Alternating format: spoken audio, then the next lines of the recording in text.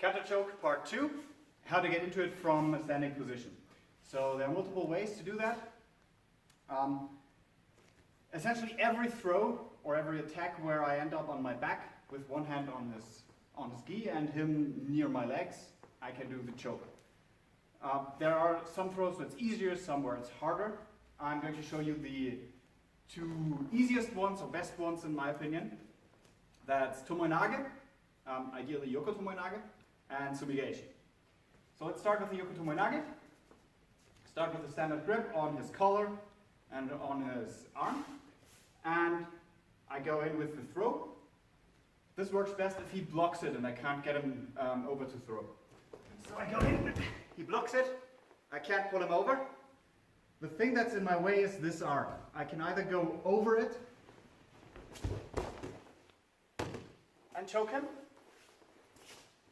or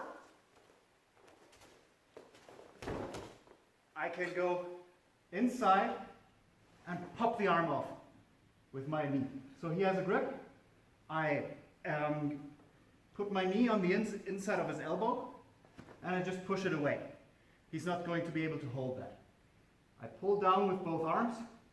I can either stay with my leg or with my foot on his belly, on his belt, or I can switch to the leg. Both work. So I'm in here, I pop off the arm, swing over, and push him down. And then I have the usual choke.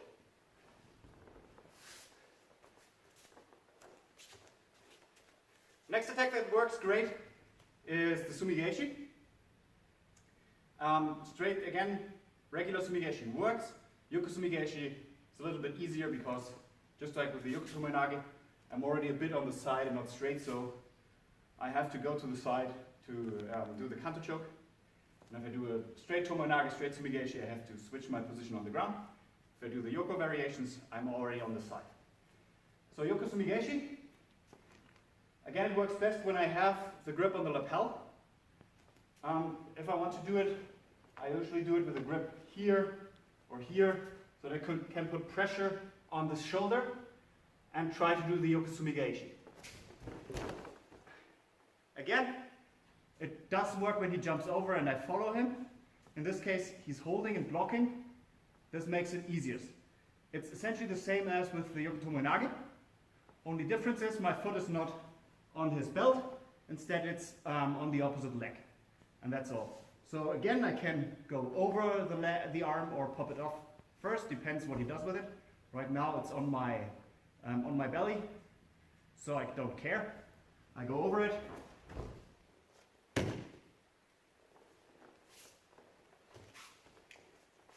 From the other side.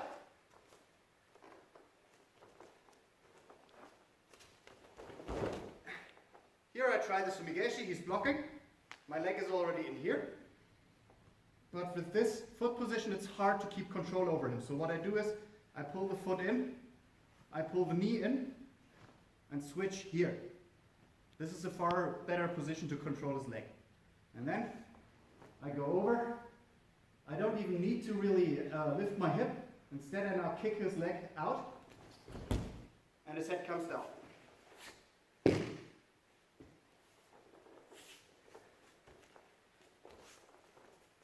So with the standard variation, I showed you to bring up your hip. In this case, through the kicking of his leg, his head comes down towards my hip, so I don't have to lift it. Now those are the best and easiest ways to do it in Judo under current rules. You can also do it as a direct attack.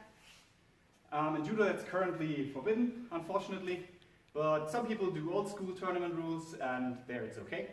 And if you want to do this in Brazilian Jiu-Jitsu, for example, it's allowed there and it's very effective.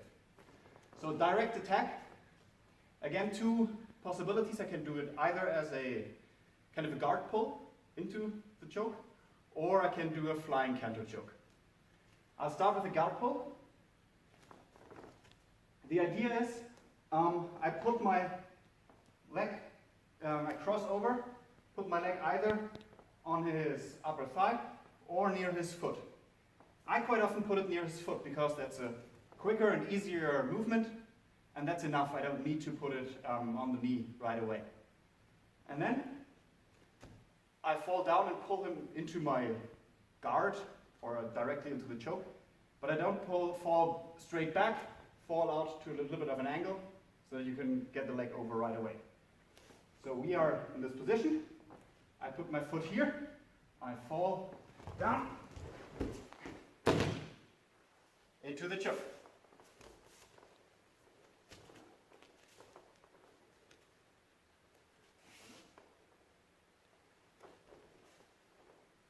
I don't need much more than this foot here.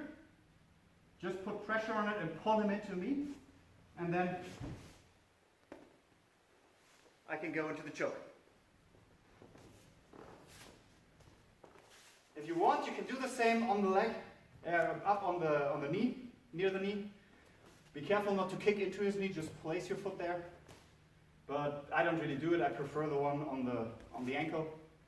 I think it's just quicker, and that's less obvious what I'm doing, and it's good enough. It gives me enough control.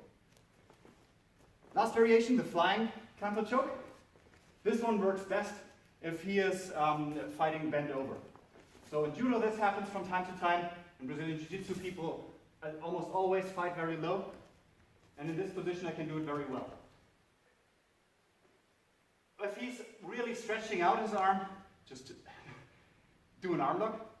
But most of the time he's going to be down here. And I'm going to go down with him, pull him down a bit, and then pull myself up. I put my left leg forward, jump up, and bring this leg over. I don't really need to jump. I can do it from here and choke right away, or fall down and choke. But it's quicker if I do a little bit of a jump. So I pull him down.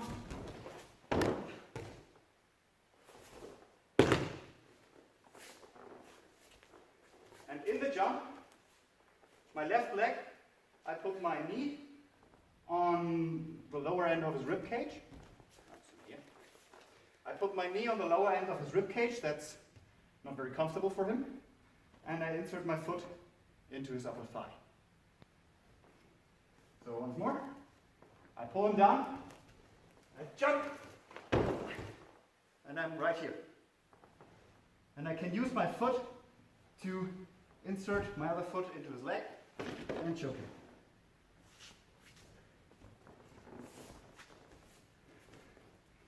Yeah, that's some variations, how to get into it.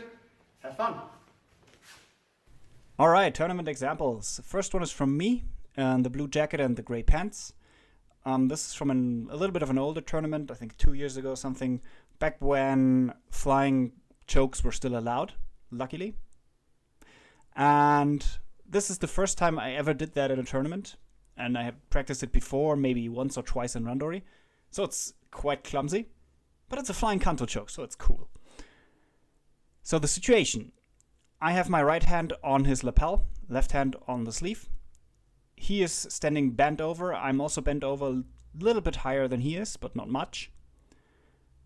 I pull him down a little bit, my left foot takes a step forward, though in this case the step forward isn't far enough, and that gives me trouble along the way. I jump up, keep him pushed down mainly with the lapel hand. I swing my right foot over his head, and I try to make contact with my left foot on the inside of his leg here. Unfortunately, that doesn't really work, because I was too far away. At least that makes it more difficult. As my leg here swings over, I only catch the outside of his leg, and that doesn't help me. It actually results in me spinning under him. There. I'm starting to invert because I'm missing the contact point on the inside of his leg to control him. But I am already putting a bit of pressure on his throat, and yeah, it keeps him busy. So from here I try to twist back, bring up my hip, because in this case he's trying to go up. I pull him down, bring my hip up so that I keep close to his head with this leg, and I reinsert my knee over here, bring it in front of his belt, and try to bring my foot in. There's the knee. That popped out once. And now I'm back on track. I have broken his posture. My knee is where it should be. Here on the side, slightly behind his head. And he's still trying to stand. I use my foot that is now inserted again into his legs to push his standing foot away and break his posture completely. There. And now I can choke him. And there's the ippon. So once more, I jump up, miss the leg, invert under him. Now I have to save myself, get the knee back in, break his posture, and then I can choke him. So yeah, back in the day when that was allowed, very nice. If you run into a tournament where you're allowed to do that, give it a try, it's fun. And here we have the second example, again by me. I'm the guy with the red belt. I have a regular lapel and sleeve grip. And I start off with just some ashiwaza to get a reaction. His reaction is he bends over quite a lot. I bend over with him, but I stay higher than he is. That's, I think, generally a good idea, to stay a little bit higher. So he goes down, and now he starts to circle out in this direction because, well, there's the edge of the mat, there's the edge of a mat. He wants to get away from there, so he moves over there. I go in with quite a sloppy Yoko Tomoenage. There, not a good one, but it doesn't matter. He still has to block it. It's good enough that he has to block it, and that opens up the opportunity for the choke.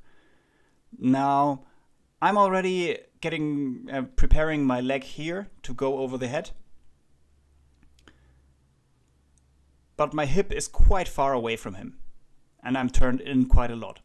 The better idea would be to turn back into him a little bit and then go over and scoot my hip up a little bit so that I'm not lying here, but more here where my shoulders are right now. That would make it easier.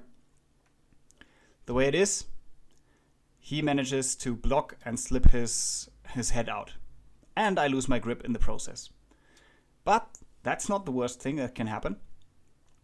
Because as long as I have my left hand, a good grip with my left hand, and my left foot is somewhere on his belt or on his leg, I do have quite a bit of control over him.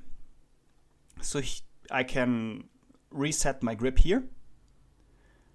You can see here I pulled up my leg and put my knee against against the front of his shoulder to keep him from smashing down into me. He starts to circle around.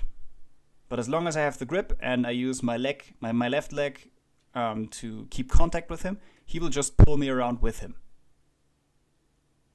Now I slipped my foot back in, so my left knee was where my right knee is right now. I slipped it back out and put my foot on his leg, and I'm going back in with the Canto choke. There's the hip lift. Sometimes you need it, sometimes you don't. If you can break his posture all the way that he's very far down with his head, you don't need it. Here he is rather upright. His head is far away from the ground, so I need to lift up my hip to get my knee where it needs to go, which is here. And now I break his posture, again with the foot on the inside of his knee. Here I'm using my elbow to post and prop up my upper body. That's also sometimes helpful. It's something you can play around with. Now I've inserted my foot that goes over his head into the inside of his knee. And from here it's a very, very strong position. Once you get in here, it's not impossible. It's extremely hard for him to get out of, and it's a very, very strong choke. What you can also do, what I'm doing next, is I turn him over onto his back. So even if the choke wouldn't come, I have a position where I can get an osaikomi. So let's look at it again. Foot sweep, just for preparation. He walks into this direction. I go in for Yoko Tomoenage. try to go for the Canto choke. He slips out his head because I was sloppy. I use my leg to control the distance, reset my grip, break his balance, and there goes the foot. And there is his tap. And the last competition example, this is by Victor Penalber in white from the World Championship in 2015. I chose this one and not a video from Canto himself because, well, finding footage of Canto's competition fights that isn't horribly pixelated is tricky to say the least. And this one just has better picture quality, so you can see more. Penalber's doing a direct attack Canto choke. Back then it was still allowed. Right now, as I'm making this video, it's sadly forbidden. But the difference is in the execution of the technique is not that huge if you do it directly or if you do it after a Tomoenage attack, for example. So, yeah, I think it's still worth looking at these, even if you fight in competitions where you're not allowed to do it. And again, if you do something like Brazilian Jiu-Jitsu or old school tournaments with older rules, then you can do it directly. Position they're in, again, bend over. That's always a good setup position for the choke. He moves around a bit, and now he goes in. He sits down, he pulls down with both hands, and he crosses over to take up contact here at the ankle. Then he pushes it away in this direction.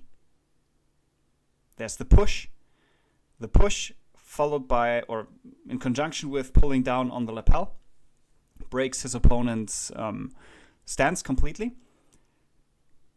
And because his opponent is falling down so far and his head is going down very close to the mat, Penalber doesn't really have to lift his hip up. He can do it while lying. He only turns to his side. That gives him a little bit of lift in his hip, and that's enough to get the leg over the head. He lost contact here with the foot. He is going to pick up contact as quick as possible. So there he's back in with the foot. The other foot is over. He then brings his feet close together, and as I did, he turns his opponent over as he is choking him. So now he's really starting to pull the choke, and you can really see very well his opponent has nothing to stop rolling himself from rolling in this direction here. He can't really get this arm out because this leg is in the way, and he needs that in an attempt to block the choke. If he props up this leg to post and puts this foot here, then this leg will hook into the back of the knee here, and that would also be very, very bad for him, so he can't really stop the roll. And there's the roll, and there's the tap. So once more. Circle around, contact, break the posture, get the leg over, squeeze and roll.